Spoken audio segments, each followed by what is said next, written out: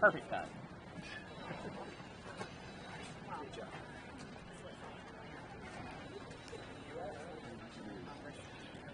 It's a funny sign. I hope that sign doesn't fall. Good morning, everyone, and thank you for taking the time to come out this morning. You know, it's really easy once you get elected and come to Washington, D.C., to put it in cruise control and just go along with the status quo. But that's not why I ran for Congress, and that's not why I came to Washington, D.C. As a matter of fact, I was one of the Americans in 2016 that looked at a presidential stage of 17 Republican candidates, and the only one that stood out to me was Donald John Trump, the very man that stood out and represented Republican voters and Americans all over the country that were sick and tired of a Republican establishment failing us over and over again. That's why I supported him in 2016, that's why I supported him in 2020, and that's why I support him now.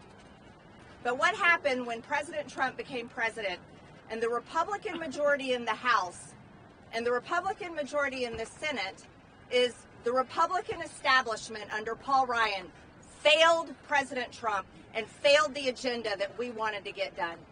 They passed a $1.3 trillion omnibus that did not fund the wall after we had stood at Trump rally after Trump rally and said, build the wall. They failed us. They funded the uniparty agenda. They funded the status quo that Washington, D.C. just wants to keep going and keep going. And you know what happened? That's why Republicans lost the midterms in 2018 and Nancy Pelosi became Speaker. Republicans didn't fight. They allowed the Russia hoax. And then what happened when Democrats took over the House? It was impeachment number one, and the entire war against President Trump continued. And that war on President Trump is the war on the same voters today that are ready to go and vote for that man in November and put him in the White House in January. And that's exactly what is happening. He's winning poll after poll after poll because he's the only one fighting while Republicans in the House and Republicans in Washington continue to cave and be part of the uniparty. Mitch McConnell has a 6% approval rating for a reason, and that's because he's caved to the Democrats and continued the disgusting business model in Washington, D.C. that thrives on forever wars and thrives on building a bigger government and taking away the freedoms bit by bit by bit of Americans. Republican voters in America, Americans altogether, gave Republicans the House. They gave us the House in 2022. You want to know why? Because they were fed up with the Democrat agenda that is destroying this country. Wide open borders, an economy that's crashing, freedoms being stolen, COVID shutdowns, all the horrors that happened when Joe Biden took the White House and Democrats took full control. That's why we won the House in 2022. But what have we done with it? What are we giving Republican voters to vote for? President Trump is the reason why people are going to turn out in November. And I'm here fighting every single day to push my party to be a Republican-controlled majority that will fight and pass his agenda when he's in the White House in January. And right now, we are not that Republican majority. We have a speaker, Mike Johnson, that we all, by the way, I elected him. I voted for that man. So I have every right to be standing here.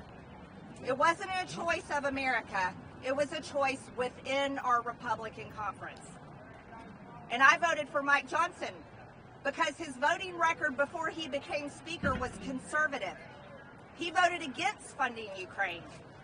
He was solidly pro-life. He voted to secure the border. He voted to fight against Democrats, fight against the witch hunt against President Trump. But once he became Speaker, he has become a man that none of us recognize. He passed 3 continuing resolutions, and then he finally passed a 2-part omnibus that fully funded Joe Biden's agenda and the Democrat agenda, funded the Department of Justice, that is wants to put President Trump in jail for the rest of his life, which is a death sentence. Mike Johnson fully funded the FBI, which raided Mar-a-Lago, and he gave him a brand new building as a gift. Pro-life Mike Johnson funded full-term abortion clinics, funded the trans agenda on children that 70% of Americans are completely against on both sides of the aisle. And he fully funded Joe Biden's open border policies, the #1 issue in America. So I entered a motion to vacate, but I didn't call it for a vote. I was controlled. I was responsible. I was being conscious and caring about my conference and our majority. It was a warning to stop serving the Democrats and support our Republican conference and support our agenda. And he didn't do it. And we all went home. And Republican voters everywhere, Americans were raging at Mike Johnson. And he doubled down. He didn't change course. He continued. And when we came back, he reauthorized FISA. And he was the deciding vote himself to stop the warrant requirement of FISA. He voted it down. When only 6 months before that, before Speaker, he was for it. That was the second betrayal. And then we all went home and America raged, and I was still responsible. I was still patient, and I was still being careful with our Republican majority. And then we came back. And that's when Mike Johnson fully joined the disgusting business model of Washington, D.C. to fund forever wars. Yeah, that's what this is. The Uniparty is Make Ukraine Great Again. The Uniparty is all about funding every single foreign war. They think this is the business model that needs to be done.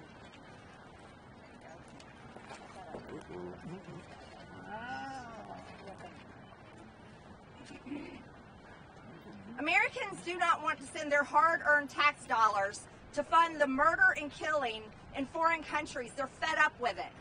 And they're screaming it as loud as they possibly can. Our economy should not be built on the blood of wars in foreign countries. That's not what our economy should be built on. That's not how you grow jobs in America. That is horrific. It is evil and it needs to end. But that's what the Uniparty does, and that's what they continue. Mike Johnson fully embraced it, and he funded $61 more billion to Ukraine. Funded a war in Israel while he funded Hamas in Gaza. How do you support Israel when you're funding Hamas? And gave more money away while our border stays open, and today 300 Americans will die from fentanyl, tomorrow 300 Americans will die from fentanyl, and the next day 300 more Americans will die from fentanyl poisoning because there's a war on America led by the cartels in Mexico, and nobody in Washington, D.C. gives a damn and has enough courage to face it. And Americans are sick of it. Sick and tired and fed up. And you want to know something? Nobody wants to rock the boat in Washington, D.C. Oh, no. That would be uncomfortable, Marjorie. We don't want to face the issues, Marjorie. Let's just wait and get through the election, Marjorie. Let's just assume President Trump is going to win, and we'll fix it next Congress, Marjorie. Well, I'm sorry. How many more Americans have to die? How many more dead American bodies have to pile up before the House of Representatives that's paid for by Americans' tax dollars actually does something about it? I want to know when this town is going to give a damn about Americans. And that's what this is really about. Well, there's one thing I know. If we get President Trump back in the White House in January of 2025, and we are lucky enough to earn the trust again from voters in America to have a Republican majority in this House of Representatives, that we have a job to do. We cannot let people down again. We cannot fail President Trump. And this cannot happen. The MAGA agenda that I believe in the Make America Great Again agenda that I support and Americans support, and the whole reason why Republicans are going to turn out and vote in November because they support President Trump. We need leaders in the House of Representatives that are going to get this done. Not working for Hakeem Jeffries, not working for Joe Biden, and not going to be twisted and lulled into keep continuing the disgusting practices of Washington, D.C. Mike Johnson is not capable of that job. He has proven it over and over again. Okay. Now we have Hakeem Jeffries and the Democrats coming out, embracing Mike Johnson with a warm hug and a big, wet, sloppy kiss. And they are ready to, they have endorsed him. They are ready to support him as Speaker. They want to keep it going, keep the band together. Why? Because Mike Johnson is giving them everything they want. Everything they want. Every single thing they want. So it's really interesting to me. Hakeem Jeffries has gone through round after round of Speaker votes, and we've all witnessed it, haven't we, America? And I want to tell you, I think it's good that America witnessed all of that. And the Democrats said his name over and over again. They said Hakeem Jeffries because they wanted to elect him Speaker. Well, I find it very satisfying that they are ready to vote for Mike Johnson. And you want to know something? I want to see it happen. And I also want to see recorded votes. I think the American people, by the way, who I represent, I think the American people need to see a recorded vote of does Congress, does members of Congress support the uniparty? Is this what they support? I think every member of Congress needs to take that vote and let the chips fall where they may. And so next week, I am going to be calling this motion to vacate. Absolutely calling it. I can't wait to see Democrats go out and support a Republican Speaker and have to go home to their primaries and have to run for Congress again, having supported a Republican Speaker, a Christian conservative. I think that'll play well. I'm excited about it. And I also can't wait to see my Republican conference show their cards and show who we are, because voters deserve it. Is the Republican Party, have they finally learned their lesson? Have they finally heard the message from voters back at home? Are they willing to actually fight, or are they going to just keep going along to get along? Because it's really easy to do that in Washington, D.C. I'm going to tell you, at over $34 trillion in debt, with millions and millions of people invading our country, an economy that I don't even know how is staying afloat, because every business owner I know has been suffering, and people fed up with the drama on television and fed up with the fighting and fed up with the bullshit from Washington, D.C., are ready for a Republican majority that's ready to support President Trump and his agenda in January of 2025, and I'm happy to deliver that vote for everyone next week. And at this time, I'd like to turn it over to my good friend and ally here, Thomas Massie, and he'll explain his thoughts on this. Thank you. Well, it's an honor to be here today with one of the hardest fighting, most articulate members of our Republican conference. I think she's gone about this in a very reasonable way. She's given the Speaker multiple chances to resign, to leave, and instead he's clinging to power by clinging to Democrats. What are the three betrayals that he's delivered to our party and to the country? Well, the first betrayal was the omnibus bill.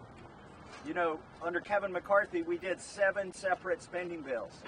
And then when Mike Johnson took over, did we start working on the other 5? No. We threw the 7 in the trash. All the hard work that we had done, Mike Johnson disposed of and decided to do an omnibus bill. An omnibus bill that spends more than Nancy Pelosi's omnibus bill. An omnibus bill that builds the FBI a brand new building. Meanwhile, we're over here in our Judiciary Committee, asking them for answers. They mock us. They thumb their noses at us. And why shouldn't they? If we're going to build them a new building and send them strongly worded letters as if we're going to do something about their insolence. The second betrayal of Mike Johnson was FISA, passing FISA without warrants. Did he do this? Did he do this in the proper way? No.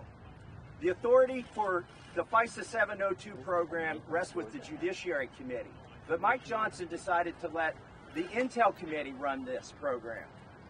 And then when it came, we fought hard in the Rules Committee, we fought hard in Judiciary, we got a vote on the floor on warrants, whether you should have to have a warrant to spy on Americans. This is a constitutionally redundant vote. It should be obvious to anybody that's read the Constitution that you need warrants. And you can say, well, poor Mike Johnson, he's got such a slim majority. You can't get everything you want, Marjorie Taylor Greene or Thomas Massie. He's got such a slim majority. He was the slim majority that cast the deciding vote that says you can spy on Americans without a warrant. It was 212 to 212. Go look it up. He didn't vote on the other amendments. He went out of his way to vote no on that amendment and was the deciding vote on FISA without warrants. So what was the third betrayal, the third and final betrayal? Nearly $100 billion for foreign wars, and he just put that on the floor. Hey, it started out as a veterans bill to give veterans better benefits, H.R. 815. Chuck Schumer stripped every word out of it, put this supplemental in it, and send it back to the House. And then using the Rules Committee that I sat on, what I can't go along with, what they did, they pretended like we voted on 4 separate bills. But then after those votes passed, they changed them to amendments and concurred with the Senate bill and sent it back to the Senate. This whole thing was pre-conference with Chuck Schumer. Why is it that on all 3 betrayals, the Senate didn't change a word of these bills when they went to the Senate from the House? It's because Mike Johnson was doing Chuck Schumer and Joe Biden's bidding. They didn't need to change a word of any of these bills. Chuck Schumer fought against all the amendments. He wanted those bills exactly as Mike Johnson had passed them, exactly as Mike Johnson had promised. FISA without warrants, an omnibus with a new building for the FBI, and $100 billion of foreign aid with no border security in it. As Ms. Greene stated, our border is wide open. Wide open. This was our last chance for leverage, and the Speaker gave it all up. Now, why would Hakeem Jeffries endorse a Republican Speaker? Aren't they arch rivals? I mean, what does Hakeem Jeffries want, after all? He wants an open border. He wants increased spending. He wants to take back the majority. And most of all, he and the Democrat conference here want President Trump to lose. Who do they think can deliver on all 4 of those things? Mike Johnson will deliver these things for them. Increased spending, open borders, a loss of our majority, and a loss for President Trump. Because this is so demotivating here. We sat here and watched total capitulation with the Democrats waving flags that was premeditated of another country, not the American flag. You know, Mike Johnson should have brought the white flag and waved it in front of us. Because it was a complete capitulation. It was a humiliation, not just to us, but to all the American people who pay their tax dollars only to see them go overseas, fund foreign wars, secure other countries' borders without securing our borders. I'm going to challenge my colleagues to think about it this weekend. Because, as Marjorie Taylor Greene said, we're coming back and we're voting on this next week. And you get to have the choice, if you're a Republican. Are you going to embrace Hakeem Jeffries like Mike Johnson has? Are you going to embrace the uniparty like Mike Johnson has when you come back next week? Or are you going to fight for Americans who gave us the majority? And you may say, oh, well, this is lovely bipartisanship. Look, you've got Hakeem Jeffries hugging Speaker Mike Johnson and helping him keep his majority or keep his seat. But the reality is, this isn't policy. This isn't like some criminal justice reform where the left and the right can agree. This is about who holds that gavel. Right now, they are both holding that gavel. They are sharing power about procedures, about what bills will come to the floor, about how long we will debate those bills, and which committees are comprised of which members. They are sharing power. Now, you may say, and I'll close with this, Congressman Massie, Hakeem Jeffries just told you he's going to save Mike Johnson's bacon. So why go through with this? It's a futile exercise. Why would you why would you go through with this? Look, we didn't get elected to make excuses. We didn't get elected to say we shouldn't even try. We got elected to come here and give it our best, and also to impose transparency. What we've seen here is the coming out of the uniparty, and it will be consolidated, and it will be transparent and apparent next week to all Americans when this vote happens. Too many of our colleagues have thrown up their hands in frustration and apathy. Oh, we shouldn't even try. Let's just coast this one out. I tell you what, it's too dangerous to coast this one out. We cannot coast this one out. Hakeem Jeffries knows if we coast this one out, we lose the majority. Spending goes up next fall. He knows the border will stay open, and he knows this is going to demotivate our voters because we've given up. Why should they try? So we are not going to give up. We will fight the uniparty, and we will have this vote next week, and I look forward to it. And I've got one last challenge. Challenge members of my own conference to think long and hard about whether they want to join the uniparty next week. But we have a leadership team, a team of leaders, from conference chair to whip to majority leader. Why do we have a team? We have a team so that when one of them goes off the rails, the others of them can meet with them and say, you are no longer suited for this job. So I challenge the whip, the majority leader, the conference chair, the policy chair, everybody in our conference to sit down with Mike Johnson and have that talk and tell him, it's not worth it, Mike. It's not worth it to share power with Hakeem Jeffries just for the vanity of you keeping the title of speaker. It doesn't serve our country. It doesn't serve our conference. They need to ask him to resign. That is what they should do. And I challenge them to have that tough discussion. With that, we'll take questions. If this fails next week, as is expected, will you continue to try to force a vote on this issue? And two, former President Trump has said positive things about the speaker and has said he doesn't favor a motion to vacate. Aren't you defying former president's wishes? Absolutely not. I'm the biggest supporter of President Trump, and that's why I proudly wear this MAGA hat. I fight for his agenda every single day, and that's why I'm fighting here against my own Republican conference to fight harder against the Democrats. Mike Johnson has fully funded the Department of Justice that wants to put President Trump in jail, giving him a death sentence. He fully funded the FBI that raided Mar-a-Lago and gave them a brand new building. He fully funded Biden's wide open border. I know, everybody knows, the American people know, and every voter that's ready to line up and vote for President Trump in November knows between me and Mike Johnson who's supporting President Trump and his agenda, and that is absolutely me, number one. If this vote fails and the whole conference, the whole Congress supports the uniparty, let me tell you something, that is not a failure. It's a win for the American people because that's a list of names. And the voters and the American people who pay for everywhere, we're standing on ground they pay for. They pay for that building. They deserve that list. I believe in recorded votes. That is our job. Our job is to vote. And if anyone is scared of where they're going to vote on a motion to table or if it goes further, then they don't belong here in Washington. They have to be ready to do the hard job. Why move forward with this then in defiance of former President Trump, and why next week and not today then? We have to have a Republican majority in January, and under Mike Johnson's leadership, we're not going to have one. Because Republican voters, just like Thomas Massie just said, Hakeem Jeffries is endorsing Mike Johnson because he knows Mike Johnson's leadership is going to hand the House majority to the Democrats in January. It will make our voters not want to vote for him. They're going to turn out and vote for President Trump top of the ticket, and then they're going to skip Republican House members because they're disgusted with Mike Johnson, his leadership, his speakership in the uniparty. That's exactly why we have to do this. We have to win in November. We have to have a majority in the House. You want to know why? All you people, your taxes are going to go up if the Democrats control the House.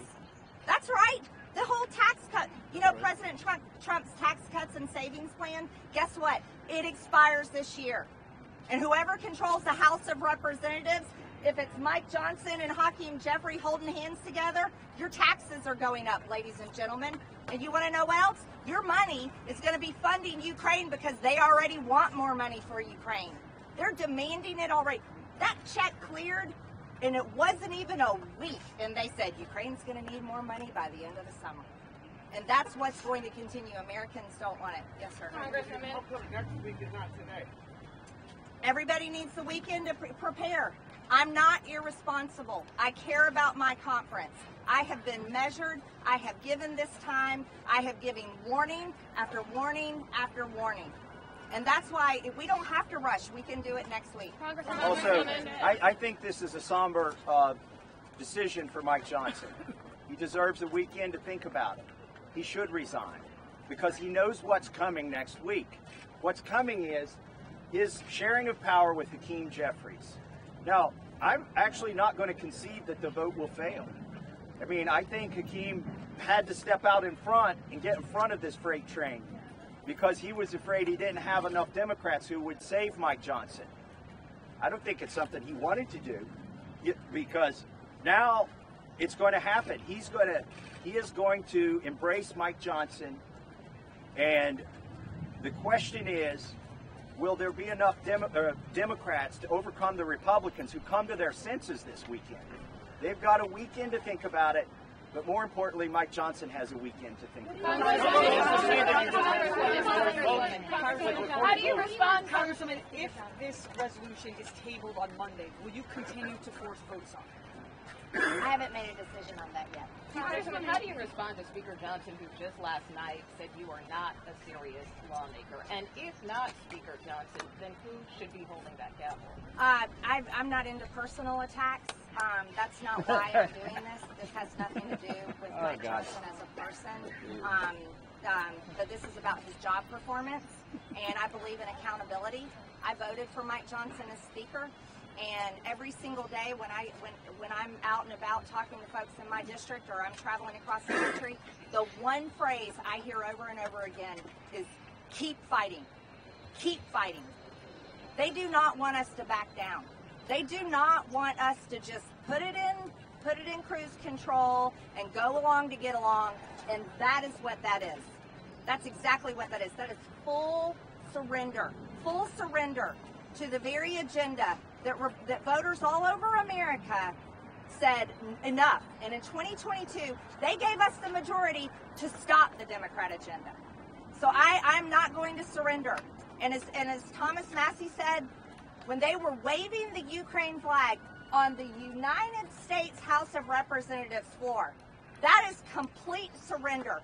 Doing nothing for our border, but securing the border of foreign countries and continuing to fund the slaughter and the battlefields and the bombs and the horrific injuries and wiping out a full generation of Ukrainian men that will leave women as widows, children as orphans.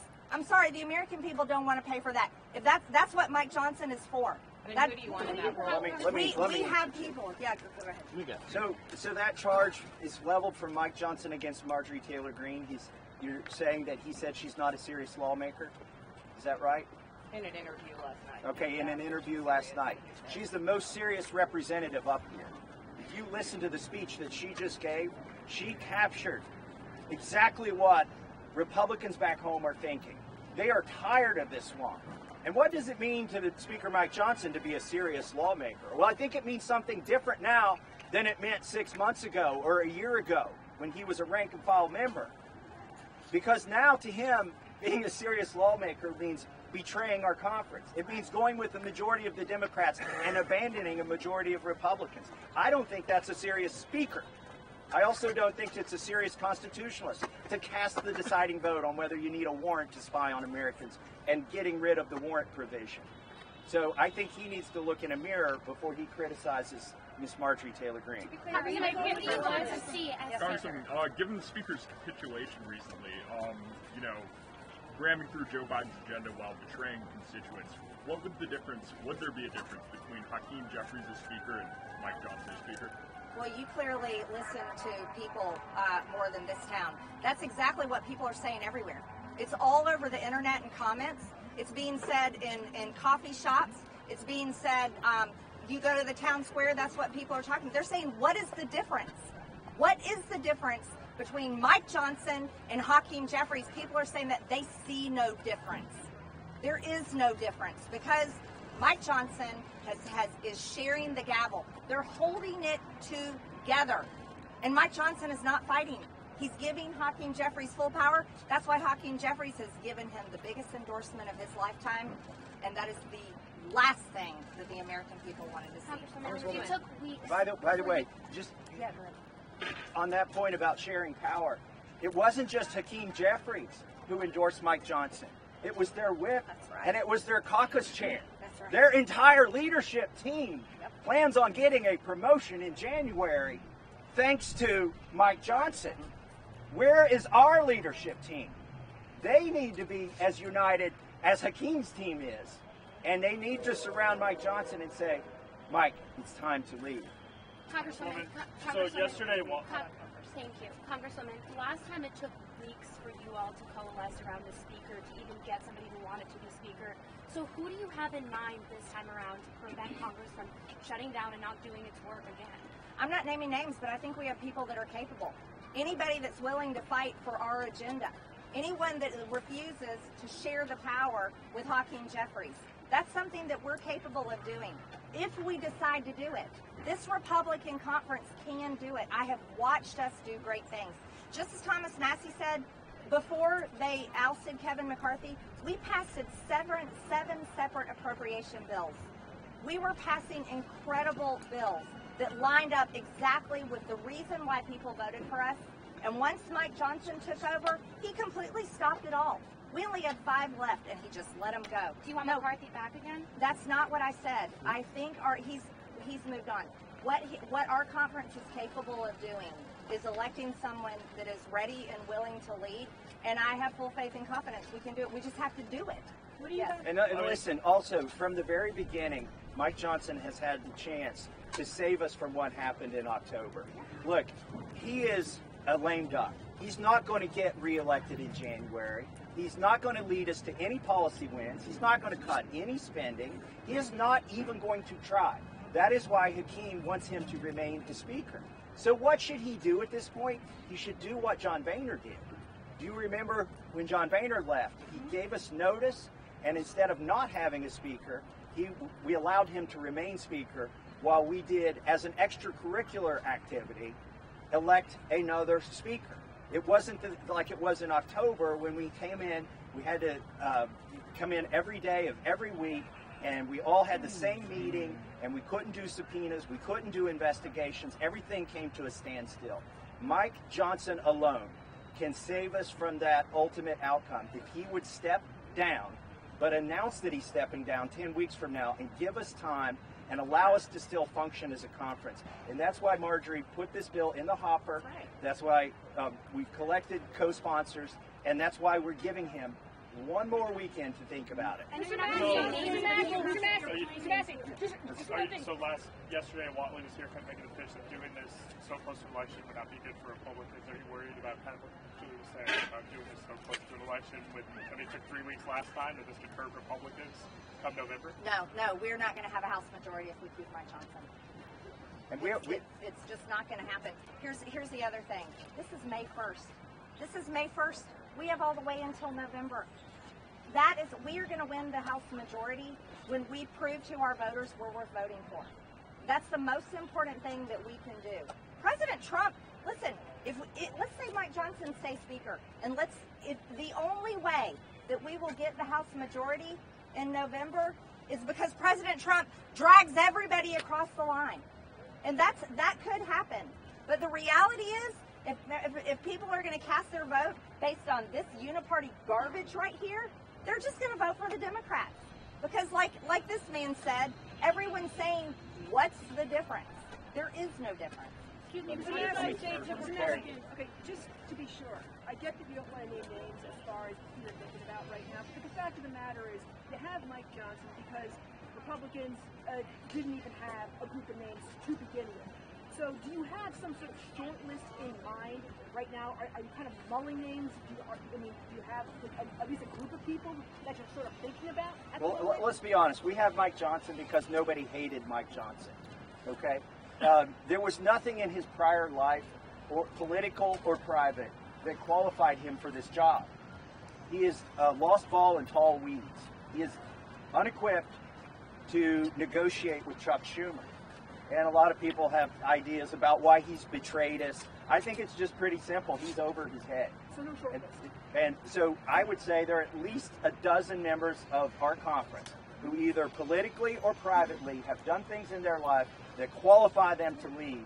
And I'd be willing to consider any of them.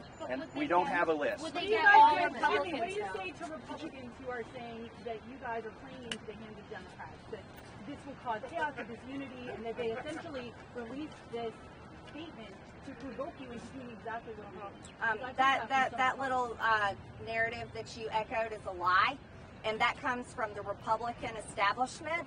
That Republican voters are ready to take a sledgehammer to and destroy. They're fed up with it. You want to know why? That's bullshit.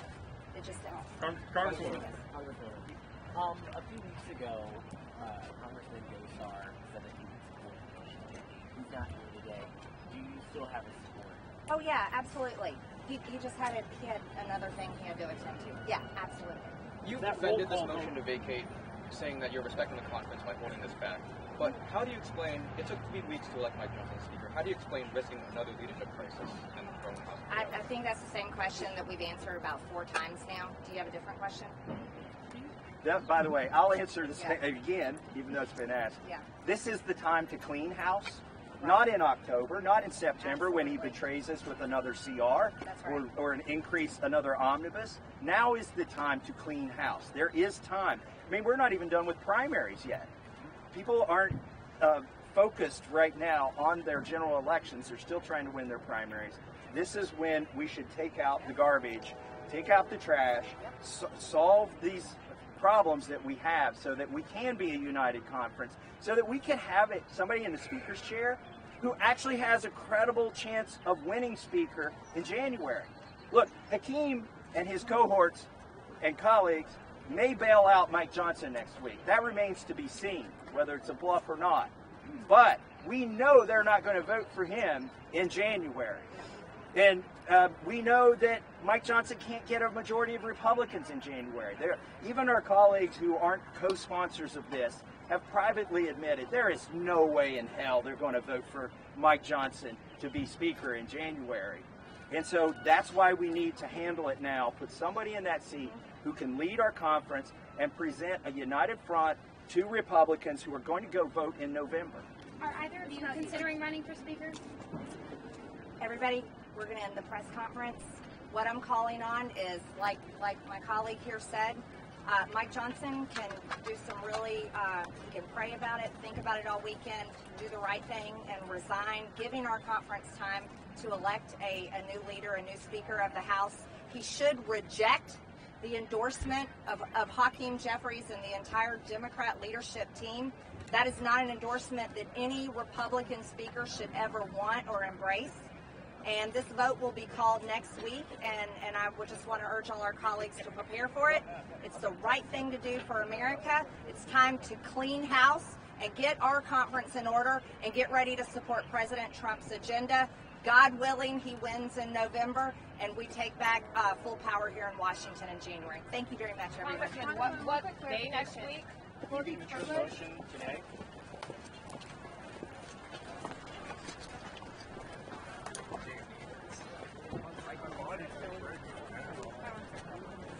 Tony? Here you go. Thank you.